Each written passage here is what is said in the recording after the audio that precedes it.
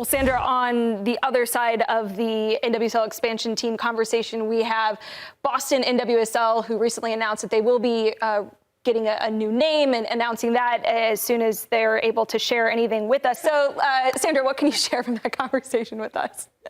Don't listen to Domi. Listen to me, because we're the ones.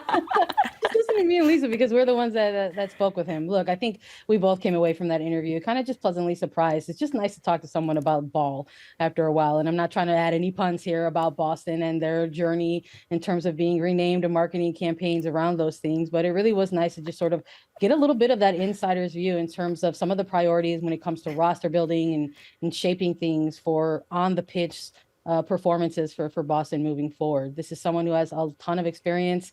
They went out and they got their guy. He has a lot of experience coming from Barcelona, 13 years, and kind of starting in the youth and development areas, getting all the way to that senior team.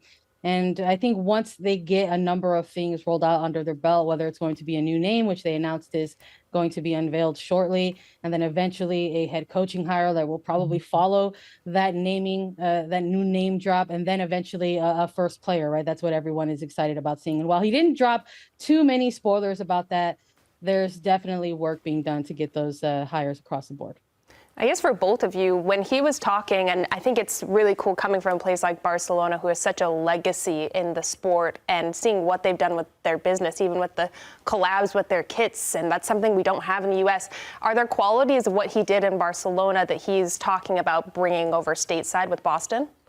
Sandra, I think one thing that I noticed is it was so different, right? When he took over at Barcelona, they had already won Champions League. They were the pinnacle of women's football around the globe, and he had to maintain that, making sure everyone was happy. You're still bringing in world-class players. You're setting them up for that standard that has already been set. And now it's an entirely blank slate. It's totally a different game plan. Yes, I think looking at his success of over 13 years at Barcelona, you say, okay, he's can do this job, but I think it's totally different. But Sandra, I want to know your take on it. He sounded to me like he was totally up for the challenge. Yeah, he's here for it. I love that we got to chat with him a little bit about kind of taking on that role, because of course you're always going to ask these folks as they step into the NWSL for the first time, like, what were some of the things that you embraced or that attracted you to the job? But as they announced him in December of last year, there were already some layers and some familiarity here. We asked him about his relationship with Jonathan Valdez and the spirit, and maybe if he asked for any advice, and he was already eager to kind of take on that challenge, sort of saying that this was always perhaps going to be a destination for him because he wants to see and perform and have a role in some of the best leagues in the world. I want to know, what did he say on the relationship with, on his relationship with Jonathan Valdez, and now all of these Barcelona people coming over stateside, and it's kind of a Spanish takeover in the NWSL. Yeah. I like it, but what did he have to say about that relationship and maybe how they're going to face off against each other? He definitely tapped in for sure for advice. That he's definitely gonna like double check to see if he still has to pay for Spirit tickets. So that was that he dropped as well. But he was definitely someone that he's been chatted with ahead of getting named to this role in terms of some things to expect coming into one of the most competitive leagues in the world. You can actually catch that interview on YouTube, I guess. So while you won't get a clip on the show here, you can listen to Lisa and Sandra talking with Domi Guasc on the Attacking Third YouTube channel. So I'm only spreading a little bit of fibs. Sandra, what's your hope for this next step with Boston? Just build that competitive roster. I'm ready for Boston to ball. I'll just be frank. You know, I think when we have heard a lot coming out of this franchise, I think there was a little bit of a wait and see approach in terms of how they're going to handle their arrival to the league. And look, they've had some hiccups along the way. Some of those hurdles definitely got knocked over instead of jumped over.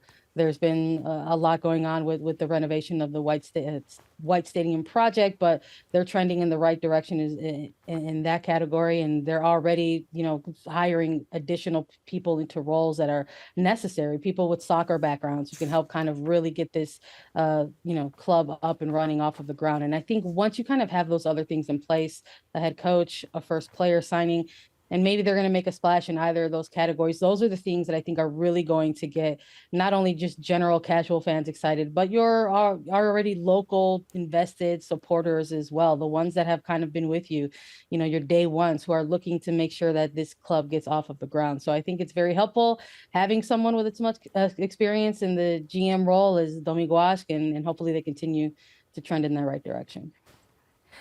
Sandra, having a previous team in Boston before, do you think that's more helpful or hurtful to build it from the ground up and to do things differently and kind of get a better taste in the Bostonians' mouth? I think it's going to be a little bit of a better experience in terms of having anyone who was associated with the former Boston Breakers market. I think this is a market that has kind of been missing major, professional women's soccer for quite some time. It was not a fun way in which the Breakers made their departure.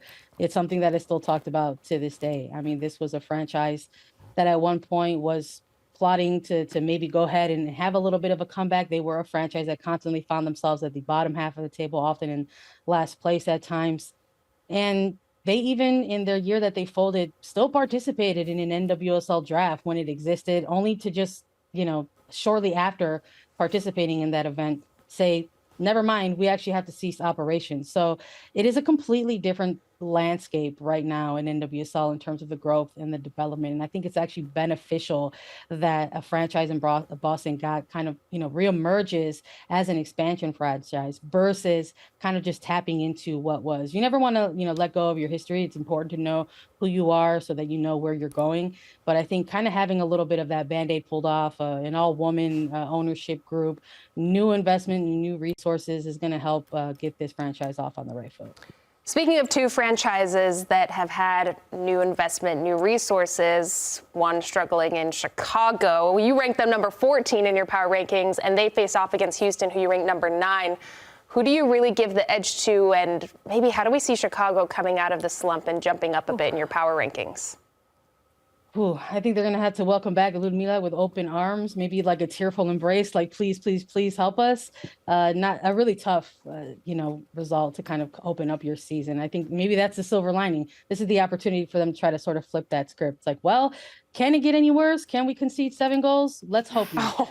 Oh, no. I think if you're I think if you're looking at this Houston Dash there's an opportunity for both teams here. These are two teams that came out of week 1 with losses, and they want to get their first points of the season. So I do wonder if this matchup is maybe a little bit more of an under the radar kind of match compared to some of the other ones that are on the docket, like Spirit Current or even Angel City Portland. But for two teams that really want to get going in the regular season, this game might actually have a little bit of that pop. It's also on Sunday. So these are the two teams that have to wait a little while to finally get back onto the pitch to try to go ahead and fight for those points. So I think we're going to get a good matchup in this one. But if I've got to tip the scales, I'm going to go with Dash, because everything that they, I think, have shown us coming out of that Spirit game already shows that they're trending in the right direction. And having spoken with Fabrice Gautrat earlier today on their media availability, they seem locked and ready to go.